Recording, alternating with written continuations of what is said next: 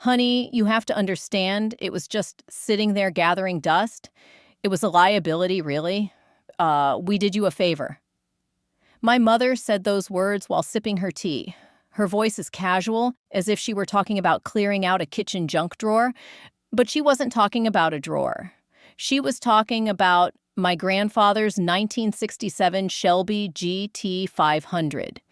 The car he spent 10 years restoring, the car he taught me how to drive in, the car he explicitly left to me in his will because I was the only one who ever cared enough to get grease under my fingernails with him. I stood in the doorway of their pristine, over-leveraged suburban home, my heart hammer drilling against my ribs. I had just driven 3 hours to come pick it up, ready to finally bring my inheritance to my own garage. When I pulled into their driveway and saw the empty space where the tarp-covered beast usually sat, I felt a cold shiver. I thought maybe they'd moved it inside for safety. "Where is it, Mom?" I asked, my voice barely a whisper. I felt small. I felt like the girl they used to lock in her room when they had important guests over. My father didn't even look up from his tablet. "Sold it to a collector 3 days ago. Got a decent price for it, too. Don't worry, we put the money toward your brother's new business venture. You know how much he's been struggling since the firm let him go. It's what family does, Emma. We support each other." I felt the air leave the room. The betrayal was so thick I could taste it, like copper and old exhaust. They didn't just steal a car, they stole the only piece of my grandfather I had left. They stole a legacy that was legally mine, but to them, I was just Emma, the quiet one, the daughter who worked as a lowly restoration specialist instead of going into corporate law like my golden boy brother. To them, my passions were hobbies, and my property was just an ATM for their favorite child. "You sold my car," I repeated. My voice wasn't shaking anymore. It was becoming something else, something harder. "You signed a bill of sale for a vehicle that was registered in my name?" My father finally looked up, his eyes cold and condescending. "It was, on our property, Emma. Abandoned property, really. And let's be honest. What were you going to do with it? You probably would have just wrecked it or sold it for parts. We made an executive decision for the family. Now, sit down. Your mother made pot roast." I looked at their faces, the smug entitlement, the way they looked at me like I was a minor inconvenience they had successfully managed. They thought I was nothing. They thought I would cry, maybe scream for a minute, and then eventually tuck my tail and eat that pot roast because I needed them. What they didn't know was that I had been the one handling my grandfather's estate paperwork before he passed. They didn't know I had the original title, the spare keys, and a GPS tracker hidden deep inside the chassis that I'd installed 6 months ago when I started worrying about my brother's mounting gambling debts. I didn't scream. I didn't cry. I stayed quiet. And that's when I realized that staying quiet was the only way to make sure they didn't see the storm coming. "I see," I said softly. But I didn't sit down for the roast. I turned around and walked back to my beat-up truck. "Emma, don't be dramatic," my mother called out after me. "It's just a car." I didn't look back. As I started my engine, I pulled up my phone. The red dot on the tracking app was moving. It was currently 30 miles away, heading toward the private airfield on the outskirts of town. I should have walked away. I should have called the police right then. But I knew how my father worked. He had friends in the local precinct. He would have turned it into a civil dispute and tied it up in court for years until the car disappeared into some private collection in Europe. I'm just getting started with this story, and things are about to get much more intense. If you're enjoying this journey of standing up against betrayal, please hit the like button and subscribe to Whispered Wrongs so you don't miss the next chapter. I'd love to know, where are you watching from tonight? Drop your city or country in the comments below. I drove in silence, the hum of the highway tires acting as a low-frequency meditation. My mind was a whirlwind of calculations. To my parents, I was the unambitious daughter because I chose to work in a garage, smelling of oil and sweat, rather than sitting in a glass office. They saw my calloused hands as a sign of failure. They never realized those hands had built a network of contacts that spanned the entire vintage car world. The red dot on my screen came to a halt. It was at a high-end logistics warehouse near the airfield. I knew the place, and it was where the ultra-wealthy stored their toys before shipping them overseas to avoid taxes or prying eyes. My heart sank. If that car got onto a cargo plane, it was gone forever. I pulled into a gas station a mile away from the tracker's location. I needed to breathe. I needed to think. I reached into my glove box and pulled out a leather-bound folder. Inside was the original title, signed by my grandfather in his shaky final days. Along with it was a letter. To my Emma, it read, "The world will try to tell you that being quiet is a weakness. They will try to take what you've built because they don't understand the work it took to build it. Don't let them. This car isn't just metal and rubber. It's the proof that you can fix anything that's broken." A tear hit the plastic sleeve of the letter. He knew. He knew exactly who his son was. He knew my father was a man who saw everything, even his own daughter, as an asset to be liquidated. I checked my phone again. The car was stationary. I called a number I hadn't dialed in 3 years. "Leo, it's Emma." "Emma? Good God, girl, where have you been? I haven't seen you since the Pebble Beach auction." The voice on the other end crackled. Leo was a legend in the restoration world, and more importantly, he was the lead inspector for the very logistics firm where my car was currently sitting. "I need a favor, Leo. A big one. My 1967 Shelby, the one Grandpa left me. It's sitting in your Bay 4 right now. My parents sold it out from under me, forged my signature on a duplicate title." There was a long silence on the other end. I could hear Leo shifting in his chair. "Emma, that's a heavy accusation." The paperwork came through an hour ago. The buyer is a big-time collector from Dubai. The transport plane leaves at midnight." "Leo, look at the signature on the bill of sale," I said, my voice steady. "Then look at the signature on the restoration contract I signed with you last year. It's not even a good forgery, is it?" I heard the clicking of a mouse. Then a low whistle.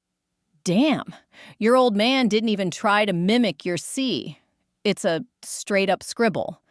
"I'm coming over there," I said. "And Leo, don't call the police yet.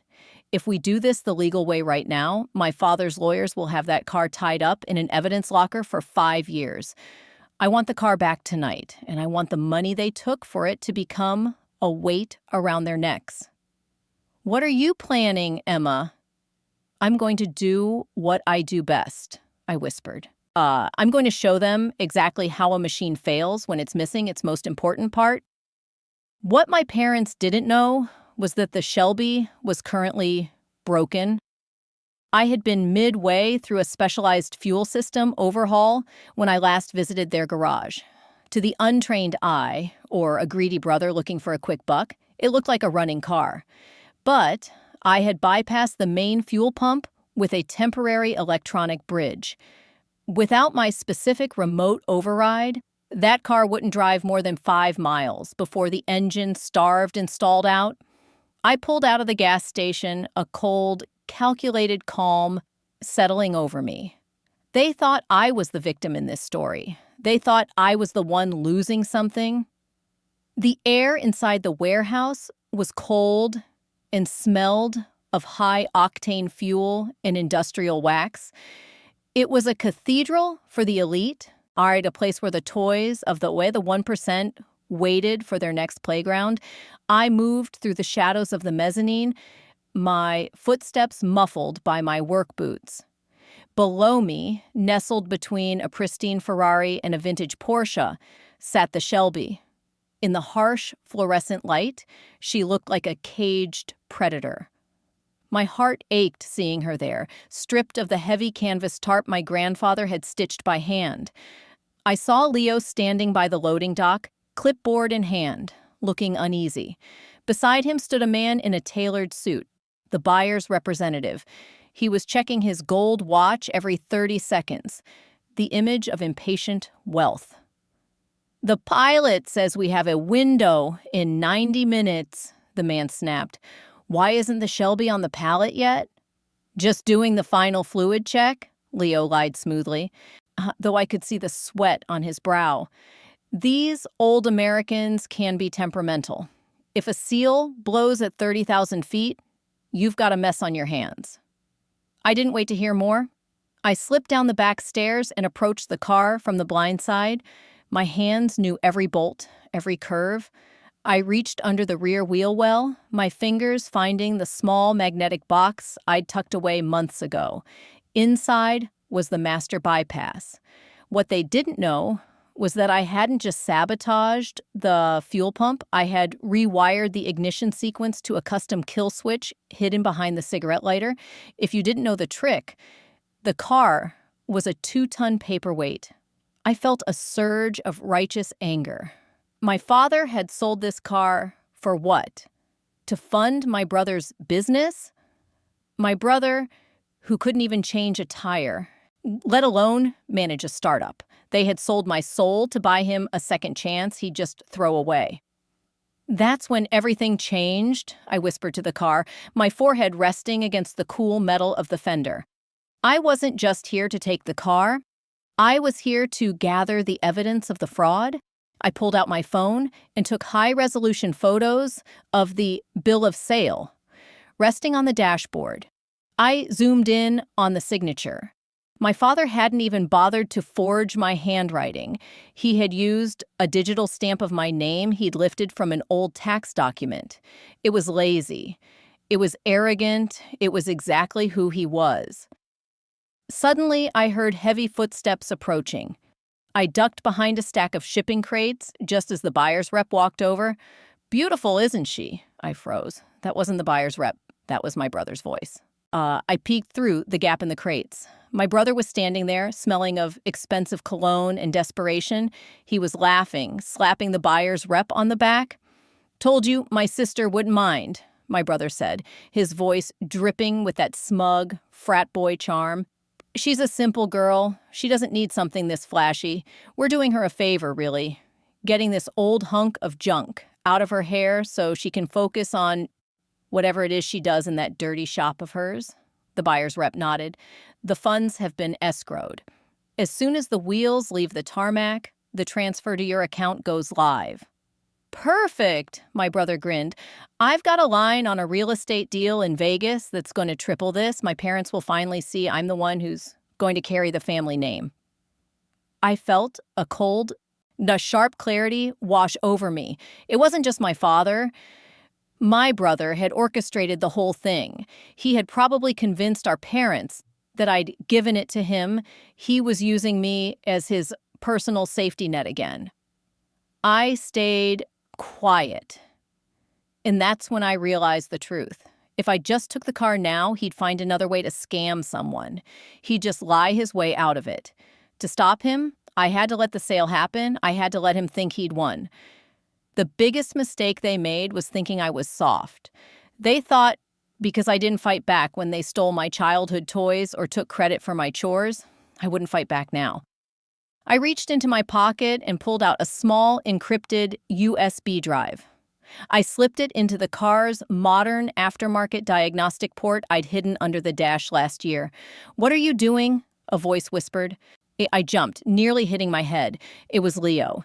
He had doubled back while the others were looking at the transport plane.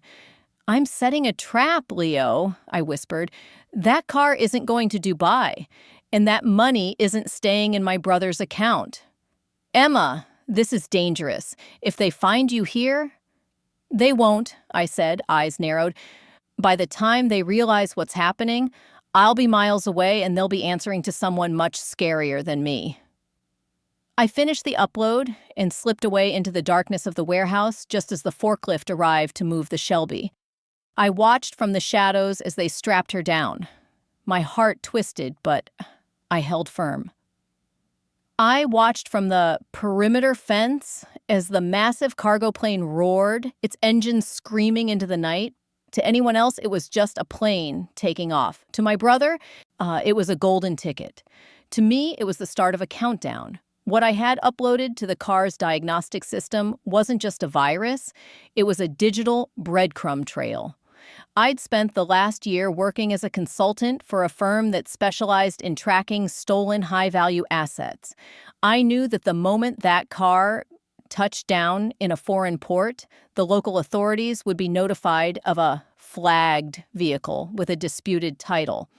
But I didn't want the police to catch him. Not yet. I wanted the consequences to catch him. I drove home, or rather, to the small apartment above my workshop. I didn't sleep. I sat in the dark, watching the flight tracker on one screen and my brother's public social media on the other. By 2 a.m., the posts started. He was at a high-end lounge popping bottles of champagne that cost more than my monthly rent. Big moves, big dreams, finally stepping into the light, the caption read. He'd even posted a photo of the bill of sale with a thumb over my name, showing off the six-figure total. The arrogance was staggering. He wasn't just stealing, he was gloating. I should have walked away and just called the lawyer in the morning, but then I saw my mother had commented, "So proud of you, son. You've always been the one with the vision." That was the twist of the knife. I was the one who had spent every weekend for 3 years at my grandfather's side. I was the one who knew his favorite color wasn't just blue, it was Acapulco blue. I was the one who held his hand when he couldn't remember the name of a wrench anymore, and yet I was invisible. I was just the girl who didn't have vision. That's when I realized the truth. I whispered to the empty room. They didn't just underestimate my talent, they ignored my existence. I waited until 4 a.m. Then I made a call to the one person my father feared more than anyone, the buyer's actual client. The man my brother sold the car to wasn't just some collector from Dubai. Through Leo's paperwork, I had discovered the real buyer was an international litigation attorney known for his scorched earth policy regarding fraud. He didn't just want the car, he wanted the prestige of a legitimate one-owner family history. I sent him an email, no fluff, just the facts. I attached the scan of the original title, the photos of my father's forged signature, and a video of my grandfather explicitly stating the car was for me. I ended the email with a single sentence. The car currently on your transport plane is stolen property, and the person who sold it to you has no legal right to your money. I hit send, then I turned off my phone. I stayed quiet for the next 12 hours. I went to the shop, I worked on a client's Mustang, I cleaned my tools, I let the silence build. I knew how my family worked. When things went wrong, they panicked. When they panicked, they started pointing fingers. Around 5 p.m. the next day, my shop phone rang.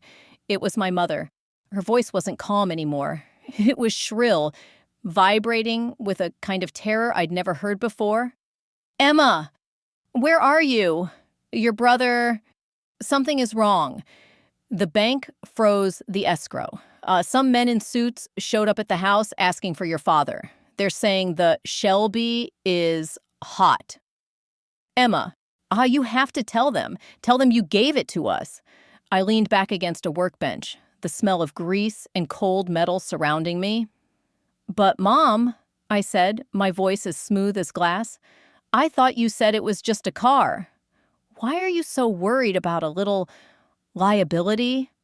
"Don't you dare use that tone with me," she hissed. "Your brother's reputation is on the line. If this deal falls through, he'll be ruined. He already spent the deposit on a lease for a new office." "He spent money that wasn't his," I replied. "That's called a crime, Mom, not a vision." "You're going to fix this," she commanded. "You're going to call those lawyers and tell them there was a mistake. Your father is He's having chest pains, Emma. Do you want that on your conscience? I looked at a photo of my grandfather pinned to the wall. He was smiling, leaning against the Shelby's hood. He looked proud. He looked like he knew exactly who I was. No, I said. I'm not fixing anything. For the first time in my life, I'm going to let things stay exactly as broken as you made them. I hung up. They forgot that I was my grandfather's granddaughter, and he always said, if you don't respect the machine will eventually break you. The next few days were a blur of frantic messages and avoided calls. My phone was a graveyard of please call me and how could you do this? But I wasn't just hiding. I was preparing. I knew my father. He wasn't the type to go down without a fight, and he certainly wasn't the type to admit he was wrong. Instead of apologizing, he did exactly what I expected. He doubled down. To save face, my father and brother decided to host a Founders Circle gala at the local country club.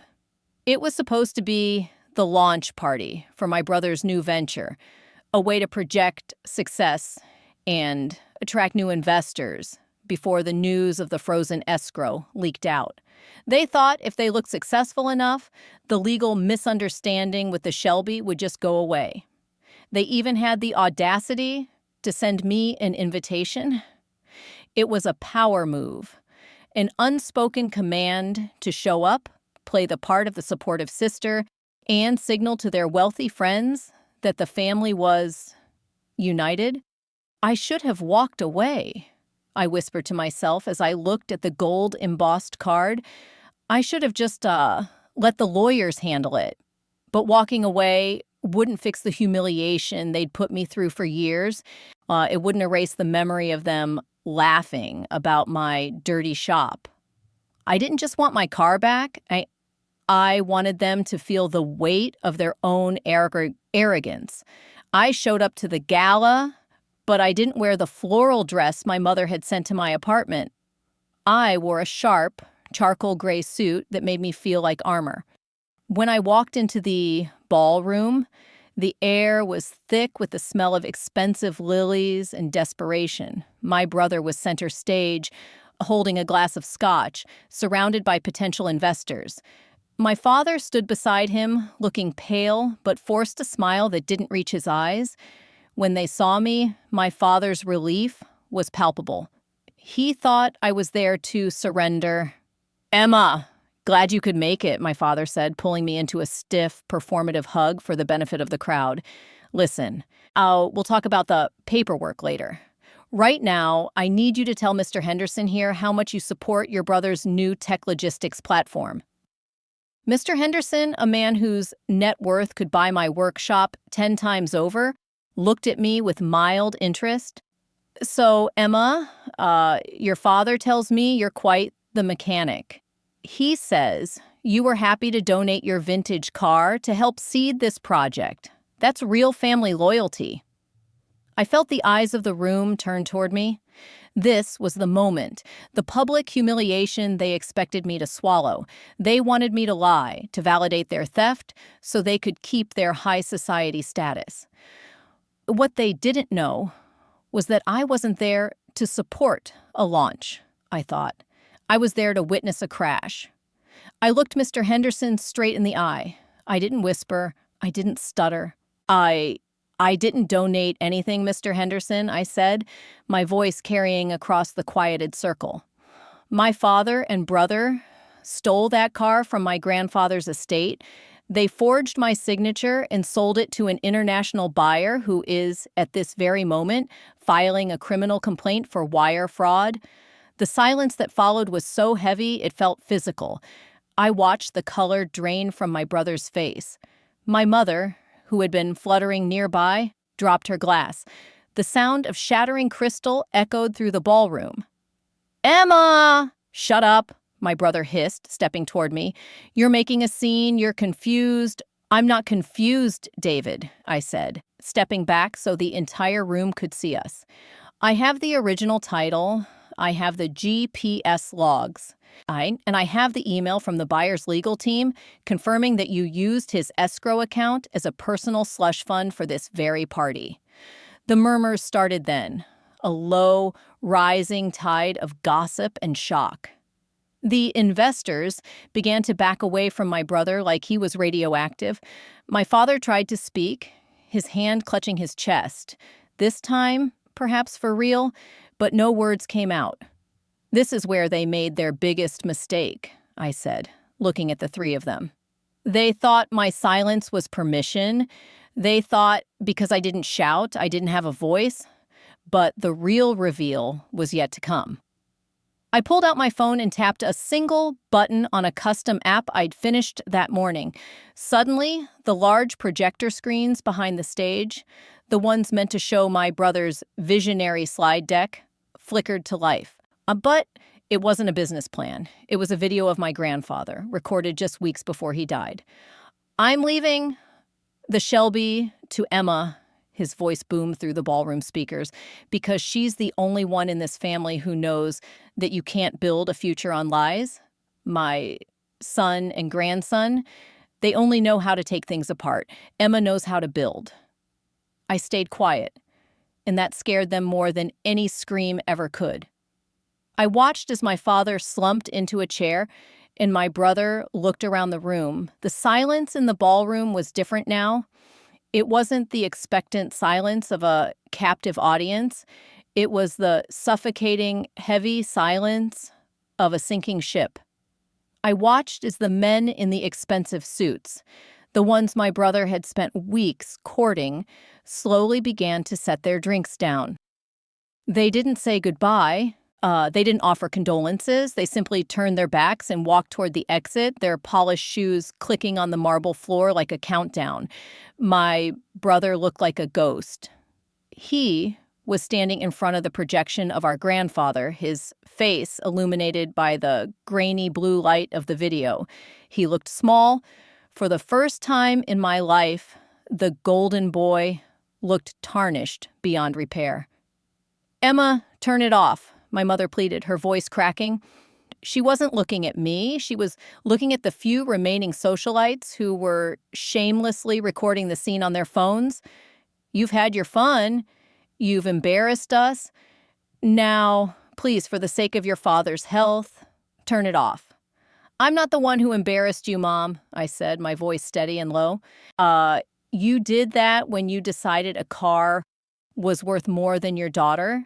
You did that when you helped David forge a life out of stolen pieces. That's when everything changed." The heavy oak doors at the back of the ballroom swung open. Two men in dark suits, accompanied by a local uniformed officer, stepped inside. My father's eyes went wide. He tried to stand, but his legs seemed to have turned to water. "Mr. David O'Brien?" the lead investigator asked, his voice cutting through the remnants of the party music. My brother swallowed hard. I can explain. It's a family matter, a misunderstanding about an inheritance." "We're not here about a family matter, sir," the investigator replied, pulling a folder from his jacket. We're here regarding a report of interstate wire fraud and the transport of stolen property across international lines. We have a statement from the escrow agent and a digital trail provided by a consultant." The investigator glanced at me. I didn't nod. I didn't smile. I just stood there, my hands folded in front of me. I had provided the digital trail, the GPS logs from the Shelby and the metadata from the forged bill of sale that proved it was created on my brother's laptop. I stayed quiet, and that scared them more. I realized then that my silence hadn't just been a shield, it had been a net. While they were busy talking, lying, and posturing, I had been documenting. "This is ridiculous," my father barked, though his voice lacked its usual bite. "I am the executor of that estate. I have the right to liquidate assets." The officer stepped forward. "Sir, the probate records we pulled this afternoon say otherwise. The vehicle was deeded as a specific bequest to Emma. You had no authority. And Since the value of the vehicle exceeds six figures and the funds were moved through a Dubai-based escrow, this has been escalated to a federal level. The room seemed to tilt. My mother let out a small, strangled cry as they led David toward the doors. He wasn't being handcuffed, not yet, but the way they gripped his arms told everyone in that room that his visionary career was over before it began. "Emma, wait!" David called out, looking back at me with a mix of fury and genuine terror. "If the deal falls through, I owe that collector the deposit. I don't have it. I spent it. They'll take the house. So they'll take everything." I looked at him, and for a split second, I felt a pang of that old, familiar guilt. The good girl inside me wanted to fix it. She wanted to tell the officers it was a mistake. She wanted to save her family from the ruin they had invited into their own home. But then I remembered the smell of my grandfather's garage. I remembered the way he looked at me with respect because I knew how to hold a torque wrench. And I remembered the way my parents had looked at me just 3 days ago, like I was a piece of furniture they were tired of dusting. "You should have walked away, David," I said softly. "When you saw my name on that title, you should have walked away. But you didn't. You thought I was nothing." As they were escorted out, the ballroom began to empty for good. The caterers started clearing the untouched hors d'oeuvres. The lights were dimmed. I was left standing in the center of the room with my parents. My father was slumped in a chair, his head in his hands. My mother was sobbing into a silk napkin. "What now?" my mother whispered, looking up at me. "You've ruined us. Are you happy? Is this the revenge you wanted?" I looked at her and I didn't feel happy. I felt clean. "It's not revenge, Mom. It's a restoration. Sometimes you have to strip everything back to the bare metal to see if the frame is even worth saving." The aftermath of the gala was a slow-motion car crash that my parents and brother were forced to watch in high definition. Within 48 hours, the business venture was dead. The investors had vanished like smoke, and the international buyer, the scorched earth attorney, wasn't just demanding his money back, he was suing for damages to his reputation. My father's house, the one with the pristine lawn and the empty garage, was suddenly papered with legal notices because my brother had used the house as collateral for his office lease and used the car's deposit to fund his lifestyle. The dominoes were falling fast. I stayed in my workshop, the scent of motor oil and old leather acting as my sanctuary. I didn't answer their texts. I didn't check their social media. I was busy on the phone with maritime logistics and international customs. That's when I realized the truth, I thought, as I looked at the shipping manifest on my desk. They thought I was destroying the family, but I was actually the only one keeping the legacy alive. You see, the international buyer, the terrifying attorney, wasn't actually my enemy. After my email in Chapter 4, we had come to an agreement. He didn't want a stolen car that would be seized by customs the moment it touched the sand in Dubai. He wanted a clean transaction. And more than that, he appreciated someone who knew how to handle a breach of contract with surgical precision. What my family didn't know was that I had spent the last 3 days negotiating a settlement. The buyer agreed to drop the criminal fraud charges against my brother only if the full deposit was returned immediately and the car was signed back over to its rightful owner, me. But there was a catch. My brother had already spent the money. He had nothing. My parents had nothing but a house they couldn't afford and a reputation that was currently being shredded in the local papers. That's when I received a visitor at the shop. It was my father. He didn't come in his luxury sedan. He arrived in a taxi. He looked 10 years older. The arrogance had been replaced by a hollow, desperate fatigue. "Emma," he said, standing by the entrance of my workspace. He looked out of place among the engines and the tools. The lawyers say you're the only one who can talk the buyer down. They say you have some kind of arrangement. I have a settlement, Dad, I said, not looking up from the carburetor I was cleaning. It's very simple. The buyer gets his money and I get my car. If that doesn't happen, David goes to trial for federal wire fraud.